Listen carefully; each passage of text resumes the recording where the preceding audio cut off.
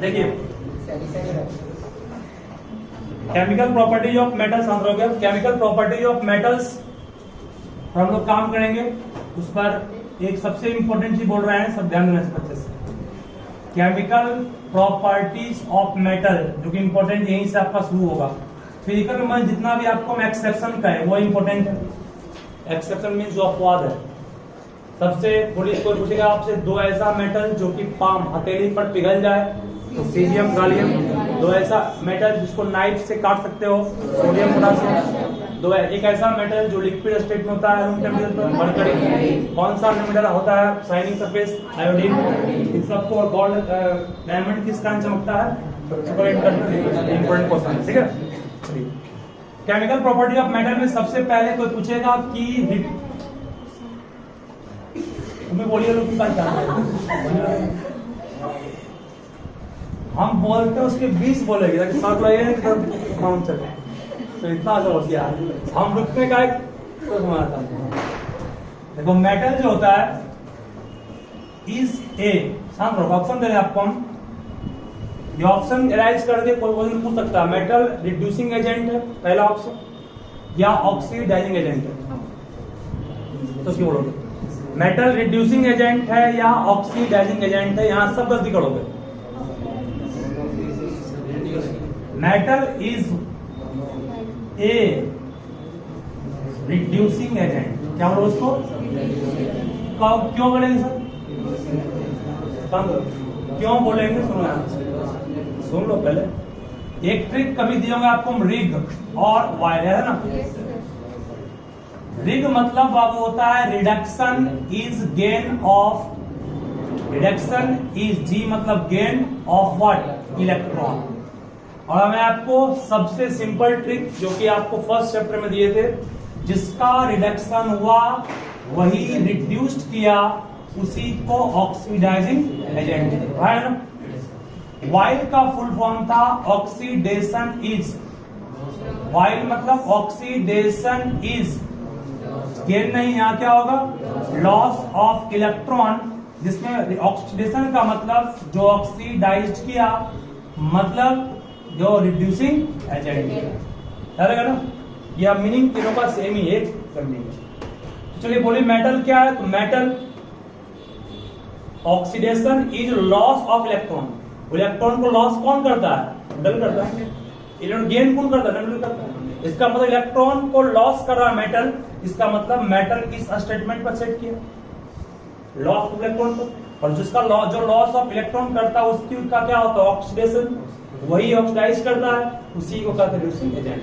बोले क्या आपका metals is a reducing agent, ठीक है। सब ट्रिक पर बेस्ट, रटना कुछ नहीं, कंफ्यूज नहीं करना है।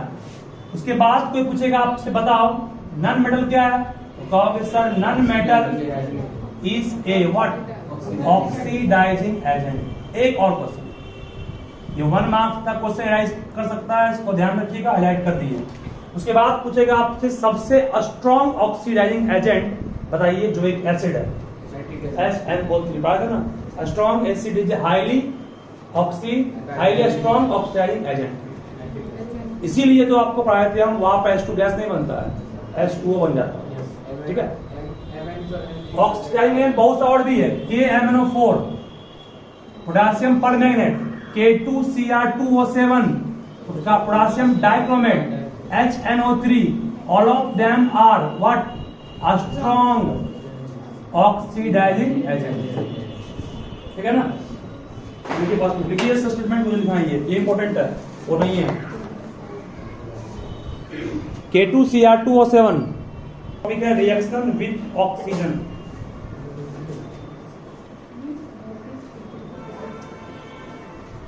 Reaction with oxygen. सबसे पहले कोई आपसे पूछेगा बताओ कि कौन सा ऐसा नॉन मेटल है जो नॉन मेटल होने के बाद भी पॉजिटिव आयन को फॉर्म करता है।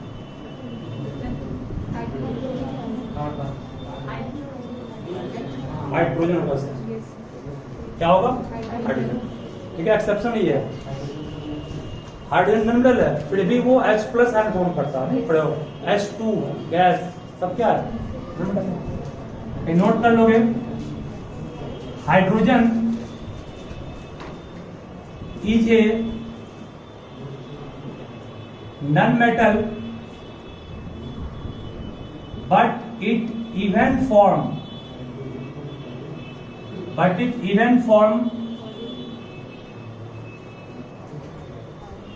पॉजिटिव आयन, दैट मीन्स ये फॉर्म करता है केटायन। हाइड्रोजन एक नॉन मेटल है, फिर भी ये positive ion, that means cation form करता है। तो रिएक्शन विथ ऑक्सीजन का टॉपिक आप शुरू कर रहे हैं, ध्यान समझोगे। आपको हम पढ़ाए थे बहुत पहले भी रिएक्टिविटी सीरीज। रिएक्टिविटी सीरीज को हम फिर से एक बार लिख रहे हैं, ताकि इसका यूज करेंगे अभी हम लोग। पोटासियम है, sodium, barium, calcium, magnesium, aluminium, zinc, iron, cobalt, nickel, tin, lead, hydrogen, copper, mercury, silver, gold और प्लेटिनम। ध्यान देना, reactivity series is that series in which metals are arranged in order of their decreasing reactivities, है ना। घटते क्रम मतलब नीचे आ रहे हैं तो रिएक्टिविटी इसकी बढ़ रही है, घट रही है। रिएक्टिविटी लगातार डिक्रीज कर रही है, मतलब घट रही है। ठीक है, सबसे मोस्ट रिएक्टिव कौन हो गया? पोटासियम। हालांकि सबसे मोस्ट रिएक्टिव आप क्लास 11 में जाओगे पढ़ोगे लिथियम को। ठीक है, क्लास 10 तक में आप लोग पढ़ना potassium he, potassium is most reactive. ऐसे 11th के लिए लिथियम बोल सकते हो।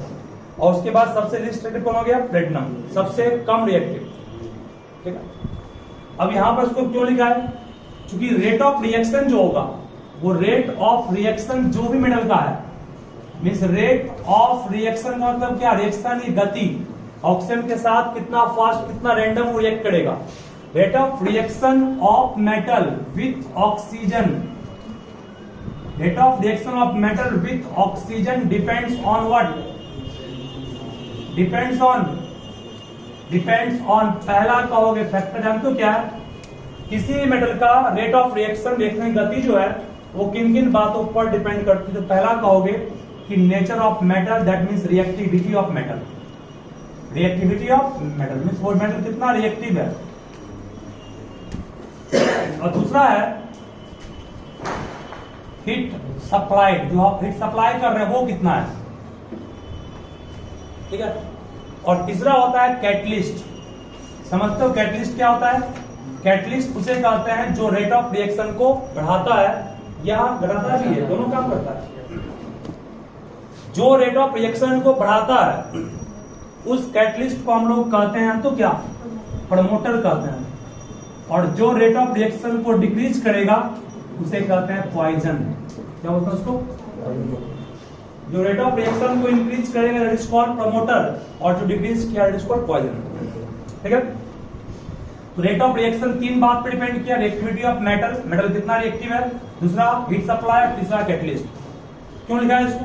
क्योंकि कुछ मेटल जो होते हैं इन सब में, कुछ मेटल्स तो बिल्कुल रिएक्ट करते ही नहीं है। सिल्वर, गोल्ड, प्लेटिनम बिल्कुल अनरिएक्टिव है। कितना भी हीट सप्लाई कर दे रिएक्शन नहीं होगा, कितना भी हीट सप्लाई कर दे रिएक्शन होगा ही नहीं। कुछ मेटल्स के इलेक्ट्रॉन्स बहुत ज्यादा एक्साइटेड होते हैं, जिस कारण से हम लोग कह सकते हैं वो आपका इलेक्ट्रॉन तुरंत लूजली लॉस करते हैं इजीली, और लॉस करने के बाद वो मेटल के ऑक्साइड को फॉर्म करते हैं। ठीक है, तो कुछ मेटल्स का रिएक्शन रेट बहुत फास्ट है, क्योंकि उसके एटम्स के आउटर मोस्ट ऑर्बिट में जो इलेक्ट्रॉन्स है उसकी आयोनाइजेशन एंथैल्पी बहुत अधिक है, वो तुरंत लॉस करेगा और आराम से मेटल के ऑक्साइड को फॉर्म कर लेगा बिना हीट सप्लाई किए हुए। और कुछ के रिएक्शन करने के लिए हमको बाहर से हीट सप्लाई करना पड़ता है। कुछ में थोड़ा कम हीट दे तो काम करता है, कुछ में बहुत अधिक स्ट्रांगली हीट करेंगे तब जलेगा। कॉपर जलता है, कॉपर ऑक्सीजन के प्रेजेंस में जलेगा, लेकिन उसके हीट सप्लाई बहुत अधिक अमाउंट में करना पड़ेगा। मैग्नीशियम भी जलता है, लेकिन मैग्नीशियम को जलाने के लिए हीट सप्लाई थोड़ा सा करेंगे। और ये ऐसा मेटल है कैल्शियम, कार्बन, क्या होते हैं, पोटेशियम और सोडियम, जिसमें रूम टेम्परेचर पर अपने आप जल जाएगा वो। ठीक है, मतलब क्या आप देखें यहाँ पर कि जो मेटल बहुत अधिक रिएक्टिव है उसको हीट सप्लाई नहीं करना पड़ा, जो उससे कम थे उसको थोड़ा हीट अप्लाई करना पड़ा, जो एकदम कम रिएक्टिव थे उसको और अप्लाई करना पड़ा, जो बिल्कुल रिएक्टिव नहीं, रिएक्टिव है ही नहीं, लाइक प्लेटिनम गोल्ड सिल्वर, उसको आप कितना भी सप्लाई कर दो वो रिएक्शन करेगा ही नहीं ऑक्सीजन के साथ, इसका मतलब वो नोबल मेटल हो, क्या हो गया, नोबल मेटल, इनर्ट मेटल रहेगा ना। लिखिए इसको पहले,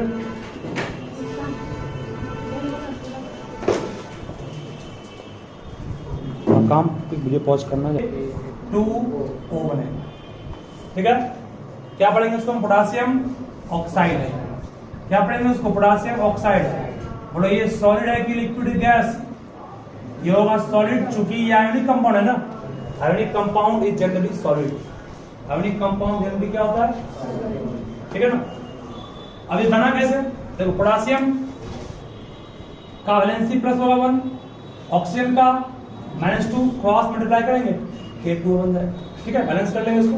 ये बिना हीट सप्लाई किए बन गया, बैलेंस है क्या, ये बैलेंस नहीं है, यहाँ 2 देंगे, बैलेंस हो गया लगता है हमको, यहाँ 4 देंगे, यहाँ पर 2 देंगे, बैलेंस हो गया, ठीक है। उसके बाद यहाँ पर सप्लाई नहीं करना, अब देखो मैग्नीशियम, मैग्नीशियम को हीट सप्लाई करना पड़ेगा, बिल्कुल करना पड़ेगा।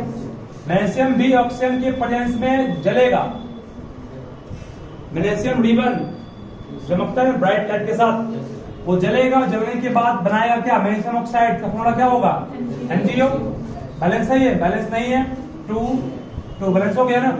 ये भी एक सॉलिड है, क्योंकि पाउडर को भी कहते हैं, जलने के बाद जो राख बनेगा वो भी एक सॉलिड ही है, राख की वजह से सॉलिड, जिसको ऐसे बोलते हैं हम लोग यहाँ पे। ये मैग्नीशियम ऑक्साइड है, मैग्नीशियम ऑक्साइड जिस फ्लेम के साथ जलता है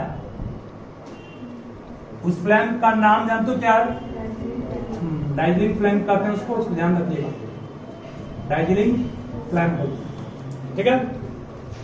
अब उसके अलावा तीसरा मेटल आइए, ये सबसे कम रिएक्टिव, अभी बाकी है, सबसे अधिक रिएक्टिव हो गया, मॉडरेट हो गया, अब थोड़ा से कम आता है। आयरन लीजिए, आयरन को आप कितना भी ऑक्सीजन में छोड़ दीजिए, ठीक है, कितना हीट कर दीजिए उसको, वो जलेगा कभी नहीं, बर्न नहीं करेगा, बर्न कभी नहीं करेगा, जलेगा नहीं वो, ठीक है। लेकिन एक नया कंपाउंड बनेगा, आयरन को ऑक्सीजन में छोड़ने के बाद आपने हीट सप्लाई यहां भी किया, हीट सप्लाई यहां भी किया ना, यहां हीट सप्लाई नहीं की, छोड़ दी, तो क्या बनेगा, तो बनता है 2 कंपाउंड पहले बनता है, FeO बनता है, फिर बनता है Fe2O3, इसी को हम लोग कंबाइंड करके बोलते हैं Fe3O4, ठीक है, याद रहेगा ना। देखिए इसको पहले,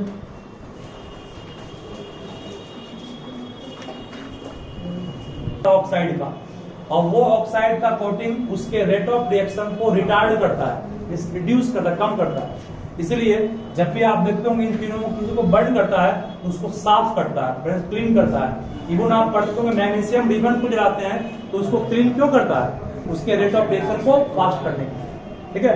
जब मेरे को पूछा गया है कि कोई भी मेटल को बर्न करने से पहले उसके सरफेस को हम लोग साफ करते हैं, साफ क्यों करते हैं, साफ करने से क्या होता है, उसके ऊपर जो भी लेयर बना है ऑक्साइड का या नाइट्रोजन का जो भी बना है लेयर, वो लेयर हट जाएगा, जिससे रेट ऑफ रिएक्शन क्या होगा, बढ़ जाएगा, ठीक है। Some of the metals like, बस नोट कर लो, some of the metals like iron, zinc, aluminium,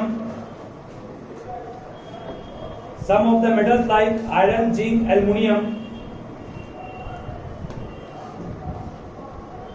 get coated with oxides, get coated with layer of oxide, get coated with layer of oxide,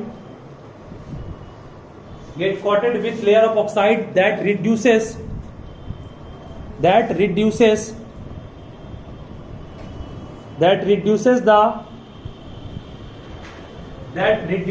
rate of reaction, that reduces the rate of reaction,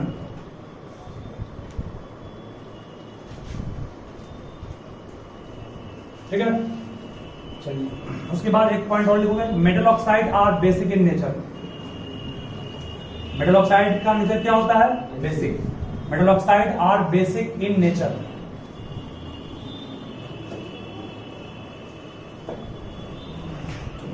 important point रखता हूं। Next video question topic next topic होगा reaction with water. Reaction with water.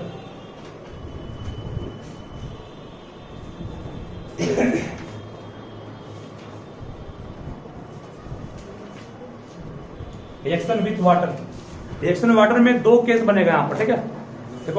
देखो some of the metal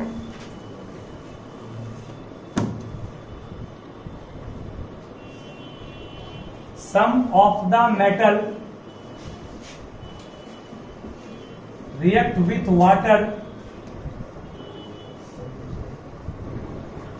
can form metal oxide or oblique कर दो metallic oxide and hydrogen gas. मतलब metal अगर water के साथ रिएक्ट कर रहा है तो हो सकता है कि इस दोनों में कोई एक बने, और ये तो हर हाल में बनेगा, ठीक है, लगेगा ना। लेकिन अभी रिएक्टिविटी सीरीज को आप ध्यान से देखिए, हाइड्रोजन के नीचे कौन कौन था। जो हाइड्रोजन के नीचे साफ साफ कॉपर है, मरकरी है, सिल्वर है, गोल्ड है, प्लेटिनम है, ठीक है। वो क्या वाटर से रिएक्ट करेगा? नहीं करेगा। क्यों नहीं सुनोगे? यहाँ पर मान लो कॉपर तुम लिया, यहाँ पर कॉपर को रिएक्ट करना वाटर से, तो कॉपर की वैलेंसी +2 है, मान लो वाटर को तोड़ेंगे H प्लस OH माइनस, क्या ये इससे डिस्प्लेस कर पाएगा? कहीं नहीं पाएगा, क्योंकि कॉपर हाइड्रोजन से कम रिएक्टिव है। कॉपर, प्लेटिनम, गोल्ड, सिल्वर, ये सब जो हाइड्रोजन से कम रिएक्टिव है, उसका रिएक्शन कभी भी वाटर के साथ नहीं होगा, ठीक है। लगेगा ये भी। चलो, अब कौन सा मेटल अगर रिएक्ट करता है वाटर के साथ तो बनेगा ये, और कौन सा मेटल रिएक्ट करेगा वाटर के साथ तो बनेगा ये। अब ये क्वेश्चन देखो, यहां पर देखो दो नहीं, मोर रिएक्टिव मतलब नहीं है। अगर तुमने वाटर, सुनोगे, अगर तुमने वाटर यूज किया है, cold water, hot water, water का एक और फॉर्म है स्टीम, अगर कोल्ड और हॉट के साथ तुम रिएक्शन करोगे तो वहां पर बनेगा मेटल हाइड्रोक्साइड, मेटल हाइड्रोक्साइड बनेगा, ठीक है ना। यहाँ हाइड्रोक्साइड नोट कर लो। कोल्ड या हॉट वाटर रहेगा तो बनेगा क्या आपका मेटल हाइड्रोक्साइड, और अगर स्टीम यूज करोगे तो क्या बनेगा? यही अंतर बनेगा, ठीक है। अब स्टीम यूज कहां करेंगे? स्टीम यूज वहां करेंगे जहां मेटल बहुत कम रिएक्टिव है, क्योंकि इसको आपको एक्सप्लेन करना है ना। स्टीम में सबसे गर्म हो गया, स्टीम का टेम्परेचर आप जानते होंगे हॉट वाटर से अधिक होता है, तब तो आप नए पढ़ोगे। स्टीम जो होता है वो 100 डिग्री तक का स्टीम है, और 100 डिग्री तक गर्म पानी है। अधिक नुकसानदेह कौन होता है? स्टीम, क्योंकि स्टीम के पास क्या होती है? लैटेंट हीट होता है इसका, ठीक है।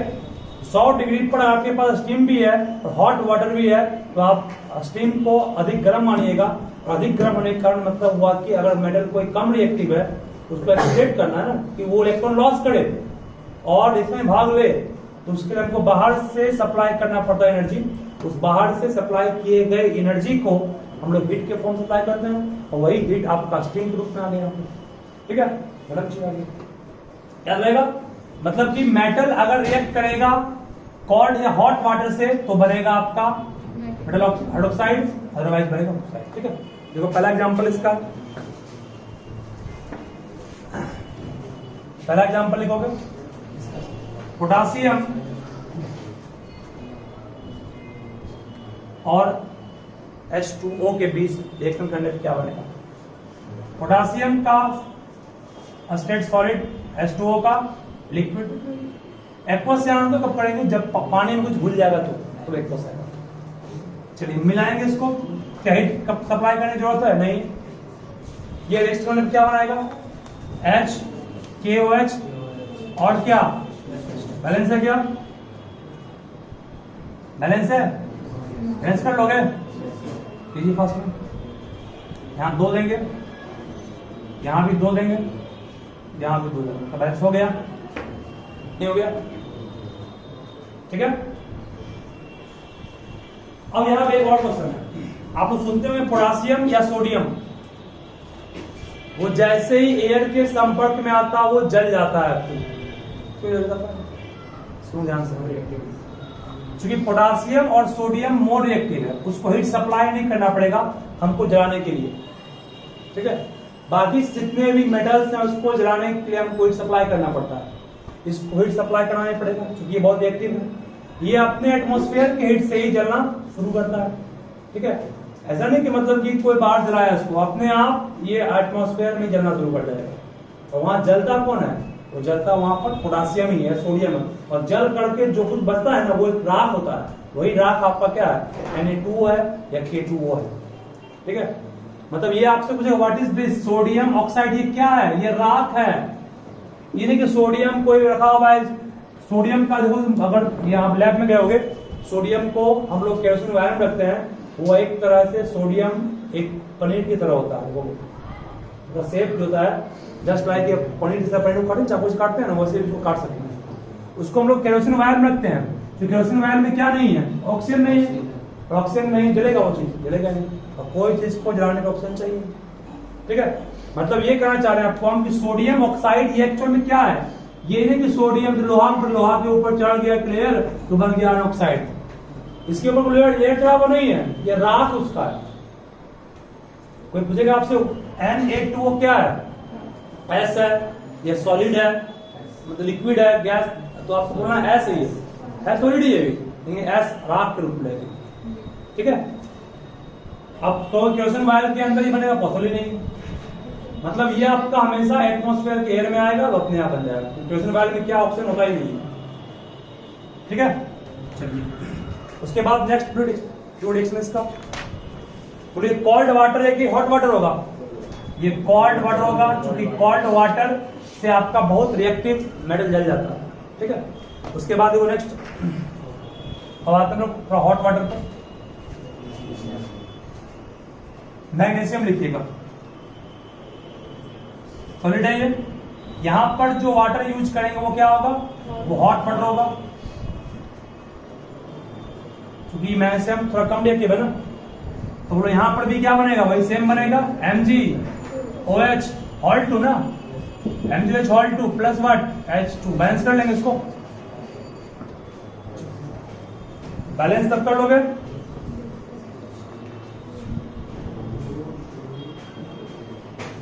अच्छा मैं आपसे पूछूंगा क्या ये, सुनोगे, क्या ये मैग्नीशियम स्टीम से रिएक्ट करेगा? ये स्टीम से करेगा। जब हॉट वाटर से कर रहा है तो स्टीम करेगा नहीं, स्टीम से करेगा, लेकिन वहां पर रेट ऑफ बढ़ जाएगा, फास्ट हो जाएगा। मतलब आपसे पूछेगा हॉट वाटर और स्टीम दोनों में किसमें रेट ऑफ डिफरेंस फास्ट होगा? स्टीम में, क्योंकि स्टीम के पास एक्स्ट्रा एनर्जी है जो रिएक्शन को प्रोवोक करेगा, ठीक है। हॉट वाटर से करेगा तो भी यही बनेगा, स्टीम से करेगा तो भी यहाँ पर यही बनेगा, नहीं स्टीम नहीं बनेगा। जब स्टीम रहेगा क्या बनेगा? स्टीम में क्या लाया आपको? Mg, चेंज कर लो इसको ना, ये हॉट वाटर से भी करेगा तो ये बनेगा, अगर स्टीम होगा तो उसका रिएक्शन थोड़ा चेंज कर लोगे। स्टीम का फॉर्म गैस होगा, आप बगल में G कर दोगे, G इंडिकेट कर रहा हुआ स्टीम है, ठीक है। G indicate that H2O gas के रूप में है, तो गैस क्या हो गया? स्टीम हो गया ना, तो बनेगा आपका MgO plus what? H2। Balance कर लेंगे, ठीक है। तो मैग्नीशियम एक ऐसा मेटल है जो कि हॉट वाटर और स्टीम के साथ भी रिएक्ट करता है, ठीक है। बोलो अगर मैं पूछूंगा कैल्शियम कोल्ड वाटर के साथ रिएक्ट कर रहा है तो क्या कैल्शियम हॉट वाटर के साथ रिएक्ट करेगा? वहां भी करेगा, जब कोल्ड से ही कर रहा है, हॉट से नहीं करेगा। अब आयरन करते हैं, क्या नाम है यहाँ पर? सोडियम, पोटासियम, ये आपका कोल्ड वाटर से किया है, हॉट से नहीं करेगा, स्टीम तीनों से करेगा, ठीक है। मतलब ये बिना एनर्जी के हीट कर रहा है, यहाँ कुछ दी है, यहाँ पहुंचा। अब एक सबसे इंपॉर्टेंट क्वेश्चन है, कैल्शियम को आप डालते हैं पानी में, ये इंपॉर्टेंट क्वेश्चन है, तो वो तैरना शुरू करता है क्यों? Why calcium start floating when it is react with water? उसके ऊपर हाइड्रोजन का बबल बनता है, इस कारण से फ्लोट करना शुरू करता है। एक बनाओ question, why calcium start floating Why calcium start floating? Why calcium start floating? Why calcium start floating on reacting with